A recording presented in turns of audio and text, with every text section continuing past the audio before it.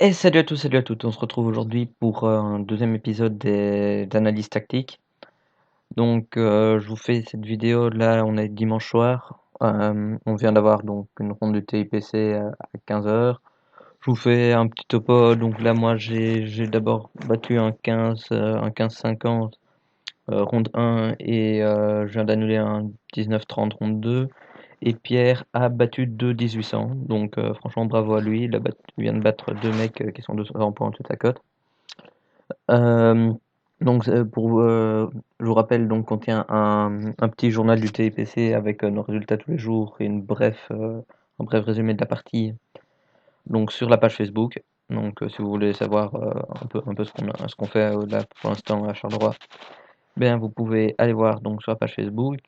Et donc, nous, on va passer sur cette vidéo aussi. Donc là, je vous fais quelques épisodes de de ces exercices tactiques parce que j'ai ma study qui est déjà prête et j'ai pas vraiment le temps de faire autre chose pour le moment, étant donné que je dois aussi un peu me préparer pour la partie, tout ça. Donc ici, on remarque déjà un thème assez récurrent, c'est que la case C7 est attaquée par un cavalier blanc, ce qui donne souvent des fourchettes par exemple ainsi. Bon là la différence c'est que la tour n'est pas sur A8, vous voyez bien, elle est, elle est ici sur C5, elle est ici sur C5, donc je retire la flèche. Euh, donc qu'est-ce qu'on va faire ici pour protéger à la fois ce cavalier pour protéger ce cavalier qui est attaqué et tirer un peu profit de cette menace sur C7. Je pense, on va prendre, voilà, on va prendre ici. Alors qu'est-ce qui se passe? Il se passe tout simplement que maintenant, sur tour on prend juste gentiment la tour. Donc vous pouvez remarquer donc que le cavalier était défendu. On dit également que si le gars se dit oh bon il vient de me donner une qualité là. Eh bien non, parce qu'on récupère la tour. Et donc là on se retrouve juste avec une pièce de plus. Et si le gars se dit bon je vais essayer de chasser la tour ou quoi, bon moi je change juste, hein, et je me retrouve de la même façon avec une pièce de plus. Donc voilà, c'était un peu ça pour ce petit exercice-ci. En fait, on peut considérer que ici, le cavalier défend la tour par le fait qu'il menace une fourchette pour la reprendre, quoi. C'est un peu une défense indirecte. Ce qui fait que là, actuellement, la tour défend le cavalier, et le cavalier défend la tour. Donc en fait, ce cavalier ici sur D5 était prenable. Donc on va passer à la position suivante.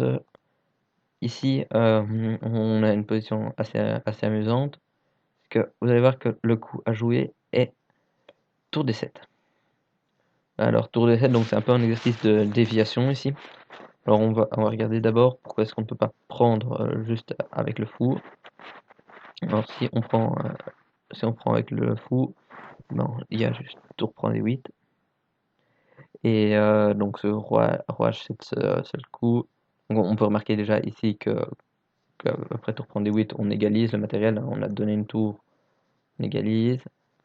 Là on peut se dire que si on prend le fou, si on prend ici le fou, le problème c'est qu'on redonne le cavalier. Donc on n'a pas vraiment intérêt niveau matériel à jouer comme ça.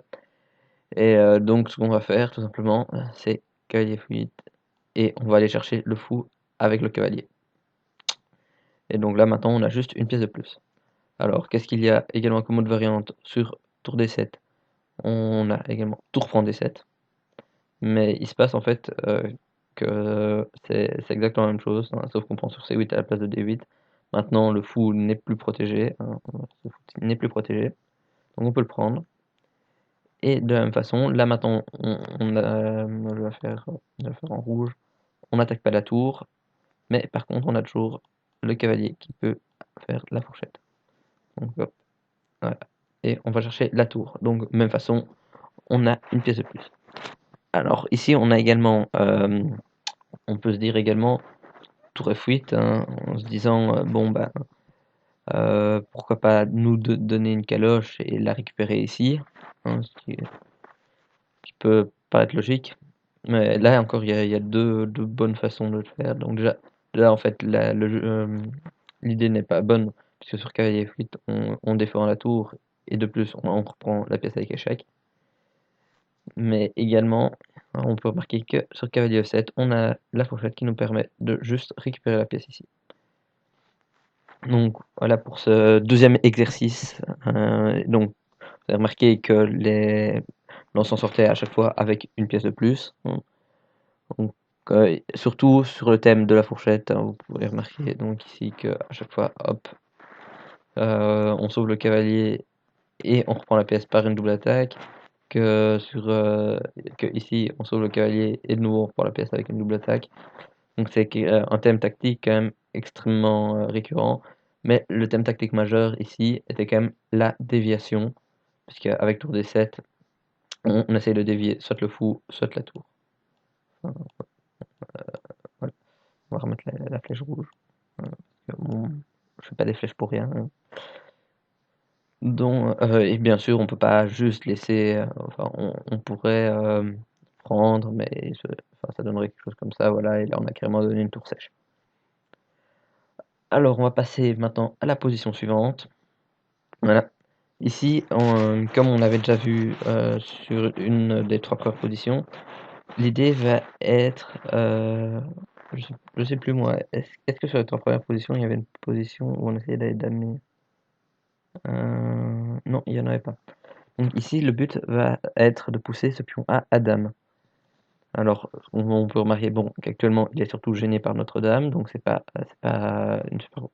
génial. Donc, comment donner cette dame avec tempo?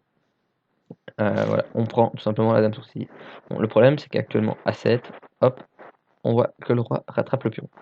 Donc, c'est pas vraiment, c'est pas le bonheur, parce que s'il rattrape le pion, ben on va juste être perdant hein, avec ce pion H qui lui va filer à dame, sans que notre roi ne le rattrape. Alors donc, on va faire, voilà, c'est cavalier D6. Cavalier D6 pourquoi? Parce que cavalier D6, au moment où le pion va pousser, donc je vous montre ici la position, le pion protège la case B7. Malheureusement, lorsqu'il va pousser, il ne protège plus la case B7. Hein, vous remarquez que le pion ne protège plus la case. Le pion protège maintenant la case B8. Ce qui se passe, c'est que ici, on protège la case avec le cavalier. Ce qui fait que le pion, quand il aura poussé, eh bien, hop, il protégera la case B8 et le cavalier protégera la case B7. Alors ici, on va envisager trois solutions. Déjà, d'abord, roi prend D6. Bien, ça a permis d'éloigner le roi. Donc maintenant, on peut juste pousser le pion. Hop. Le roi n'a plus le temps pour rattraper le pion. Autre possibilité, on peut se dire qu'on va juste essayer de se rapprocher. Donc voilà, par roi C7 pour essayer de passer devant le pion et qu'il puisse pas aller à dame. Le problème c'est que maintenant, quand on pousse le pion, il y a également B8 qui est protégé. Donc en fait, sur toute la colonne, sur ces trois cases-ci, le roi ne passe pas. Donc, donc on ne peut pas jouer roi C7 pour essayer de passer comme ça. Et donc on peut également se dire qu'on va essayer de virer le cavalier sans bouger le roi hein, pour qu'il reste toujours tout près. Mais ce qui se passe, c'est que là, on a le même problème. Ah, je vais recentrer un tout petit peu. Voilà. On a attendez, variante fou G3, on a le même problème. C'est-à-dire que ici, les blancs ont juste à pousser leur pion A. Et les noirs ne peuvent toujours pas aller sur B7, hein, puisque le cavalier est toujours en place. Et lorsqu'ils prennent, bah c'est trop tard en fait. Le pion est à dame. Donc ici, maintenant, on a juste une dame de plus avec les blancs. Et on n'a plus qu'à gagner cette partie. Cette partie ici, enfin récupérer le fou, le pion là-bas. On va dire. Et ça devrait pas être trop compliqué. Donc on va rapidement revoir alors les thèmes qu'on a vus aujourd'hui. Donc ici, lorsqu'on prend cette tour-là, il faut faire attention souvent à la case C7 hein, et C2 de l'autre côté. Et on peut considérer également donc que la tour est défendue par le cavalier ici. Donc sur cette position-ci, qu'est-ce qu'il y a à retenir? 1. La déviation. Hein, on essaie de dévier la tour de la protection du fou ou de dévier le fou pour pouvoir prendre la tour. Et que ensuite on peut souvent s'en sortir avec des fourchettes, qui est probablement des bases de tactique. Et sur cette position-ci, qu'est-ce qu'il y a à retenir? Que le pion peut souvent avoir besoin d'un support pour pousser. Hein, qu'on peut remarquer ici, hop, que le cavalier sert de support au pion pour empêcher le roi de passer sur B7. Voilà, donc c'est tout pour cette petite série de tactiques. Donc cette vidéo, je pense, donc sortira le lundi. Mais bon, moi j'ai tourné donc dimanche soir, puisque lundi on a 2 parties à Charleroi. N'hésitez pas donc à aller liker la page Facebook. C'est là que là que vous aurez les annonces de toutes les vidéos. Et vous avez donc actuellement également un petit suivi de notre tournoi à Charleroi. Et à part ça, ben, n'hésitez pas à vous abonner à la chaîne, hein, avec le petit bouton qui s'affichera au milieu de votre écran. Et je vous dis à bientôt pour la prochaine vidéo. Ça sera probablement un blitz ou un bullet qui devrait sortir mercredi. Salut à tous!